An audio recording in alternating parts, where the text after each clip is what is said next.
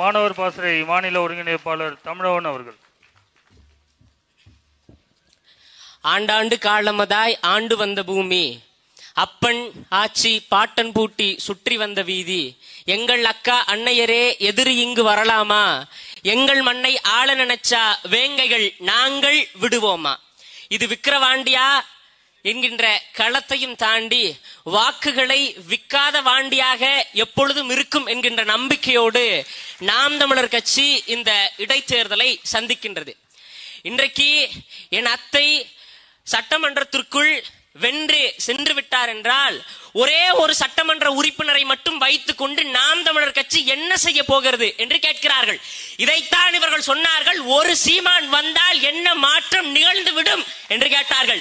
இன்றைக்கு அங்கீகரிக்கப்பட்ட மாநில கட்சியாக மாறி இருக்கிறது நாம் தமிழர் கட்சி.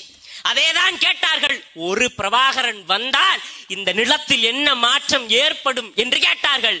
20 நாடுகள் சண்டையிட்டுதான் என் தலைவரை இந்த நிலத்தில் வீழ்த்த முடிந்தது. அதுபோலத்தான் இன்னைக்கு ஒருவர் கூட்டமாகிறதும் கூட்டம் ஒருவராகிறதும் மிக சர்வசாதாரணமா நடக்கின்ற ஒன்றாதான் இருக்கு. நிச்சயம் என் அத்தை சட்டமன்றத்திற்குள் சென்ற பிறகு வரிசை வரிசையாக நாம் தமிழர் கட்சியினுடைய சட்டமன்ற உறுப்பினர்கள் சட்டமன்றத்திற்குள் தலைவரின் படத்தை ஏந்தி கொண்டு நாங்கள் செல்லுவோம். எழுதி வைத்துக் கொள்ளுங்கள், எந்த சட்டமன்றத்திலும் எந்த பாராளுமன்றத்திலும் உதயநிதி வாழ்க என்ற முழக்கம் எழும்பியதோ அதே சட்டமன்றத்திலும் அதே பாராளுமன்றத்திலும் தமிழ்தாய் வாழ்க, தலைவன் பிரபாகரன் வாழ்க என்று நாங்கள் முழங்கல. நாங்கள் பிரபாகரனின் பிள்ளைகள் இல்ல. இன்னைக்கும் நாங்கள் சொல்கின்றோம், என் பெரியப்பா எங்களுக்கு கத்து கொடுத்தது வெறும் தத்துவத்தை மட்டுமல்ல, பச்சை மட்டாடியும் சேர்ந்துதான் கத்து கொடுத்திருக்காரு. நான் இன்னமும் சொல்றேன், எத்தனை எராமிச கூவுனாலும் நாம் தமிழர் கட்சியினுடைய கணுக்கால் ரேகையை கூட தொட முடியாது. ஏன் இவர்கள் இன்னும் ஆழமாக விமர்சிக்கிறார்கள்?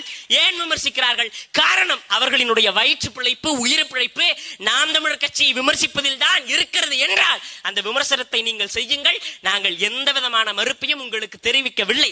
காரணம், எங்கள் கட்சியை வைத்தாவது நீங்கள் உயிர் பிழைக்கிறீர்கள் என்கின்ற சந்தோஷத்தில் நாங்கள் இருந்து விடுவோம். நீங்க பாருங்க, விமர்சிச்சுக்கிட்டே தான் இருந்தீங்க.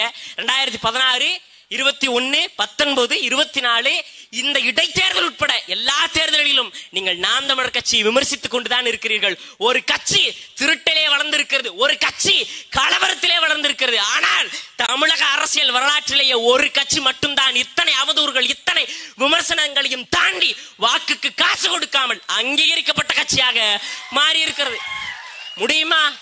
முடியுமா? பிரபாகரனின் பிள்ளைகள் தான் அதை சாத்தியப்படுத்துவோம். நிச்சயம் இந்த விக்கிரவாண்டியில் என் அத்தை அபிநயா அவர்கள் சட்டமன்றத்திற்குள் செல்லுவார். உறுதியாக நாங்கள் இந்த தேர்தலில் வெல்லுவோம். பிரபாகரனின் பிள்ளைகள், சீமானின் பிள்ளைகள் அதை செய்து முடிப்போம். புதியதோர் தேசம் செய்வோம். மக்கள் புரட்சியாளரை உறுதி செய்வோம். இனம் ஒன்றாவோம், இலக்கை வென்றாவோம். இலக்கு ஒன்றுதான், இனத்தின் விடுதலை. நாம் தமிழர்.